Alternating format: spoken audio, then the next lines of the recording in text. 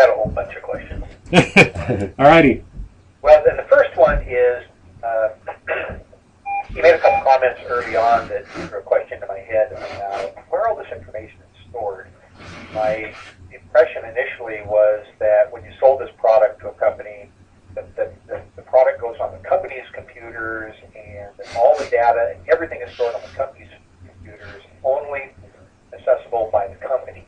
Is that the case, or is the company actually accessing your website and your server and database is all stored at your location? It's offered both ways. We sell it both ways. The enterprise version is a version that would sit on the client's computer system. We also offer it as software as a service, where it sits on our server. We've got a server farm out there that's housed in multiple locations with power backups, all that kind of stuff to make sure it's always available. And that's the service that a lot of clients are taking, so they don't have to deal with keeping track of the upgrades to their IT system, keeping upgrades on their operating system. We manage all that for them. All they need is a browser to get into it. Okay. Related question, and probably two answers, but you talked about people who have administrative rights or assigned administrative rights. Is there a limit to the number of people that can have administrative rights for the product? And would that be different between whether the product was under their control or on your server? There's no limits in either case. Okay. We don't. That's one thing we see a lot of our competitors that have products like this doing. You gotta pay for each person that can access and edit. We don't put those kind of limits on. We do have limits for number of employees, and that's only for billing purposes. As you get above 1,000 people, we have a little bit of a different price structure once you get above 1,000, and then we have discounted price structures for your smaller users, just because a lot of times they can't afford the fees associated with an enterprise system like this. And our philosophy is, safety for everyone, so we kind of set that up that way. Sure. One more question. Okay. And if is it possible? This is all kind of goes back to the modification part. Your flexibility to help the customer do what they want.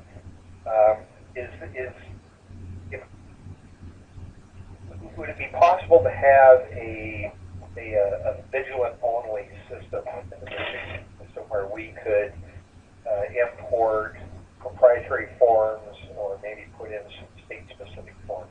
For example, you see what Oregon OSHA is trying to do with their compliance spaces standard, which could end up meeting a whole different compliance spaces permit than the feds are required. Yes, we have done that.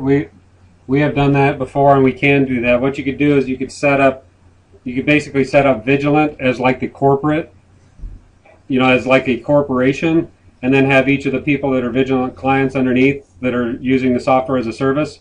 You could set those up as individual sites underneath that. Then you guys could have your stuff stored in your corporate site. That's all your proprietary stuff that only you can get to as administrators.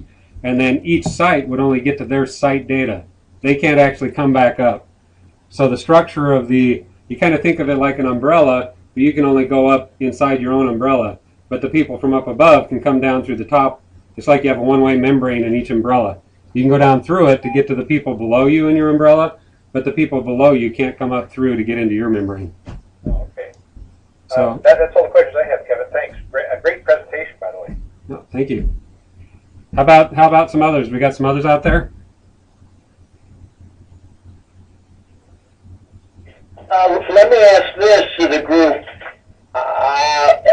In a member webinar, this was for us internally, but if we were going to take this to members, is this the appropriate forum? Do you think they need? What do you think the members are going to need? Right off the bat, I think this is good. I invited a member to sit on this today, and she couldn't do that. Her schedule was valid.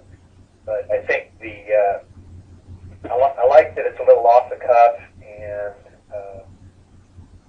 interactive. People can ask questions and whatnot.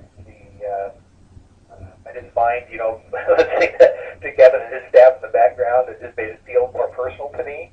I thought the website worked well, and I'm using the phone for audio. Was there an option to use the website for audio? I think so. I think so, Yeah. but I don't know how to do that. But I think so. Yeah. Okay, well, but the phone's working great. I mean, this thing was flawless for me this morning. As soon as I got the software loaded up and fired up, it just worked great. We've been real pleased with the AT&T Connect. It gives you a really clear picture and seems to work well for demonstrations. I think if you could limit to relatively small groups of employers, instead of trying to get 50 or 100 people in this all trying to be interactive at the same time, if you had groups of 10 or 12 at the outside maybe do this and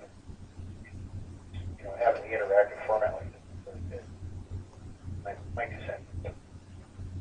Yeah, I think We could also try. the reason we like Kevin and his group is, one, because he's very service oriented. They really cater to the person that is interested in the product. You can go with one, or it's affordable. You can get 1 or 2 modules. Anyway, it seems to be a pretty good fit here. I guess the next step is going to be, how do we get it out to the members? How do we make this thing visible?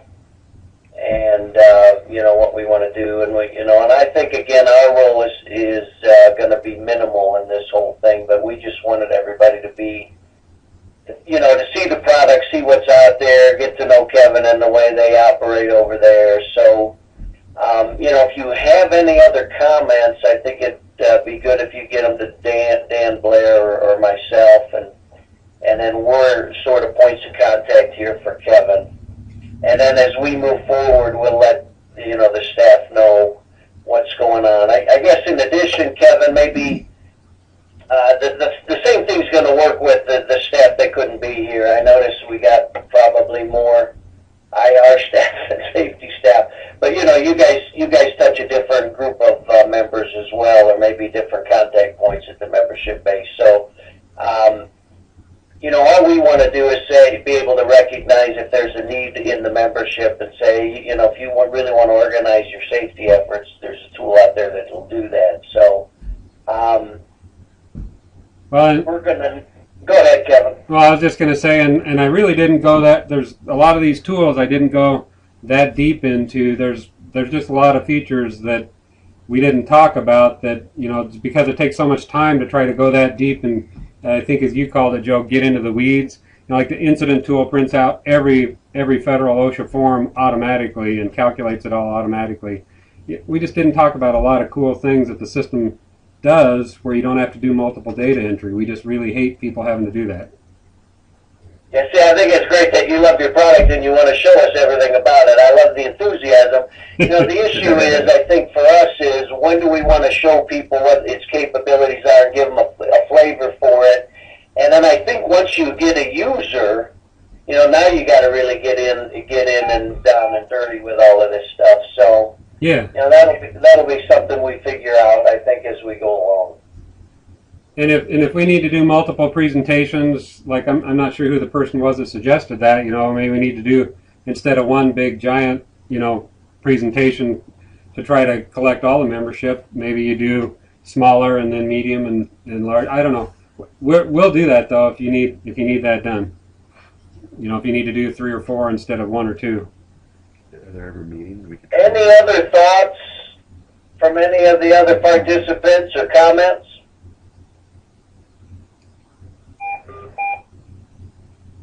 Should we, would it be valuable to have a little internal confab right after this? Are you guys going to sit down there and talk about it? I got to hop off, unfortunately. We're leaving for your neck of the woods in about 30 minutes, Dave. Oh, okay. Swing by here if you get a chance today. Yeah, we just might. Derek Margaret and I have a meeting with the benefits broker down there. Okay. Yeah, I haven't thought about it. Cool. Anyway, if there's any further comments or that you want to get directly to me, that's fine. You can send them over to me or give me a holler. But Kevin, I really appreciate your time this morning. I think you did a great job. I think everybody got a feel for what you have here, and we'll continue to move forward with this thing. Great. Well, thank you guys for your time. Thanks, Kevin. Thanks, guys. Thanks, everybody. Thank you.